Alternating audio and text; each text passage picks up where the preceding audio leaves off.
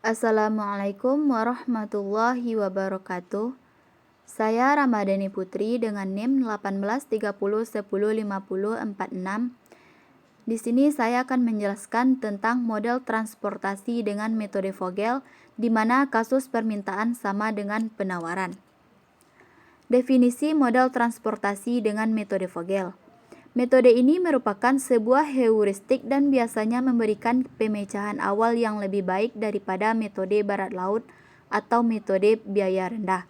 Pada kenyataannya, FAM umumnya menghasilkan pemecahan awal yang optimum atau yang lebih dekat dengan optimum.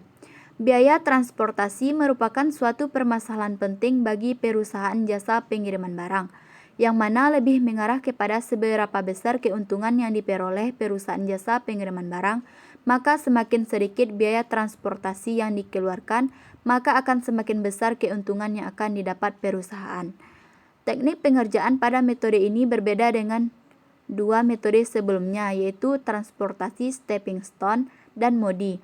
Pada metode FAM ini, sekali kita menentukan alokasi tersebut, tidak berubah lagi.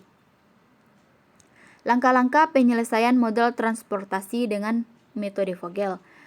1. Membuat tabel visible awal dengan metode FAM. 2. Mulai dari kiri atas dengan memperhatikan jumlah kapasitas yang dapat diangkut dan jumlah barang yang akan dikirim. 3. Perhatikan setiap kolom dan baris, kemudian pilih dua sel yang biaya pengiriman terkecil. 4. Setelah didapat nilai tertinggi dari perhitungan dua sel terkecil, kita akan alokasikan sebanyak mungkin ke biaya terkecil.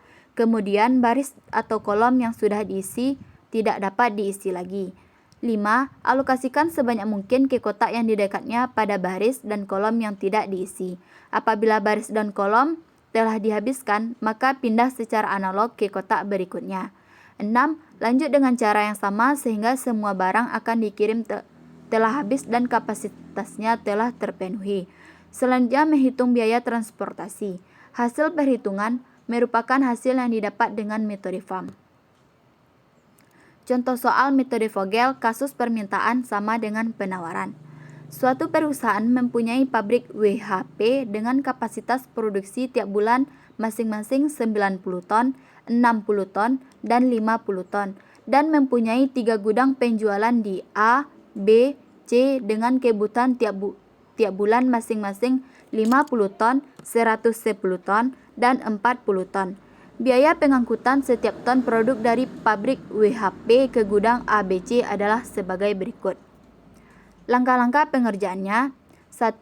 Susunlah kebutuhan, kapasitas masing-masing sumber dan biaya pengangkutan ke dalam matriks transportasi. Kita dapat melihat di bawah tabel di bawah ini untuk memasukkan kapasitas dan kebutuhan gudang ABC dan pabrik WHP. Di sini kita masukkan pabrik W memiliki 20 di gudang A, gudang B 5, gudang C 8. Pabrik H, gudang A 15, gudang B 20, gudang C 10. Pabrik P, gudang A 25, gudang B 10, gudang C 19. Kapasitas pabriknya 200 dan kebutuhan gudangnya juga 200. Di sini dapat kita lihat bahwa kasus permintaannya sama dengan pengeluarannya.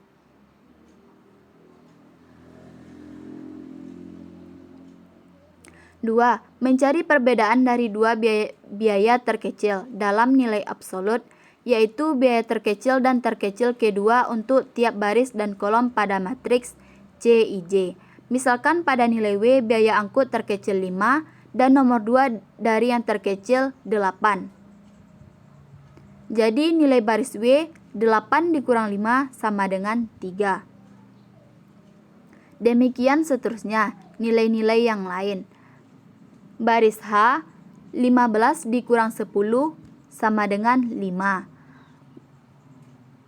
Baris P 19 dikurang 15, 19 dikurang 10 sama dengan 9. Kolom A 20 dikurang 5 sama dengan 5. Kolom B 10 dikurang 5 sama dengan 5. 3. Memilih satu nilai perbedaan-perbedaan yang terbesar di antara semua nilai perbedaan pada kolom dan baris. Dalam hal ini, baris P memiliki nilai perbedaan yang tertinggi. Jadi, baris P akan kita hilangkan. Kita dapat melihatnya pada tabel 3 di bawah ini.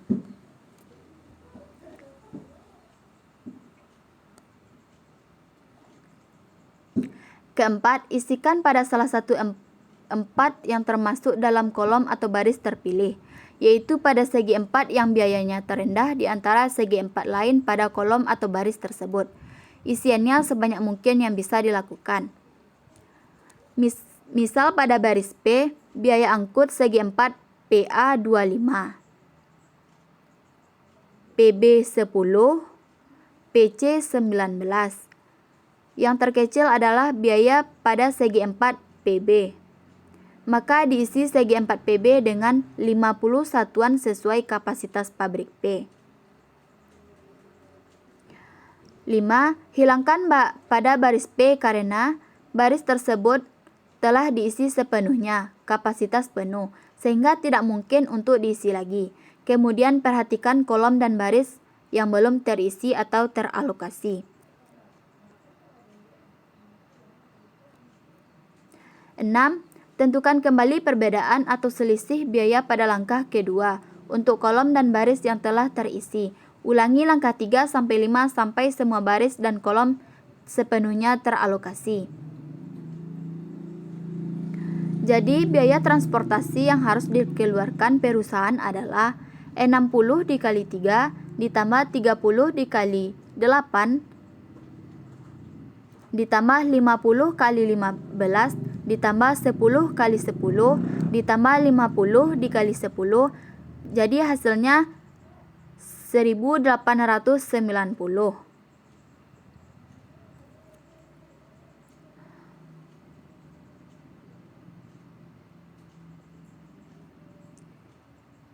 Di sini kelompok kami menyediakan satu soal, yaitu perusahaan jasa pengiriman barang PT Tiki mempunyai cabang atau agen di seluruh kota besar di Indonesia.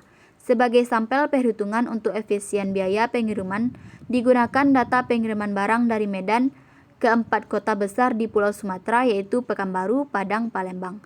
Dengan menggunakan jasa angkutan darat, mobil box Grand Max, mobil box Engkel, dan mobil box Double. Dapat dilihat pada tabel berikut. Kapasitas pada mobil Grand Max 1000, mobil box Engkel 2000, dan mobil box Double 4000. Di sini kita bisa melihat tabel pengiriman barang.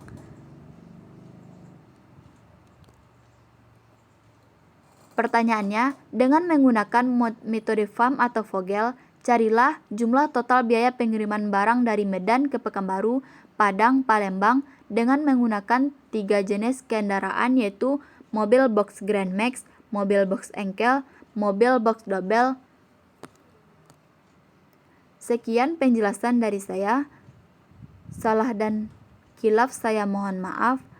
Assalamualaikum warahmatullahi wabarakatuh.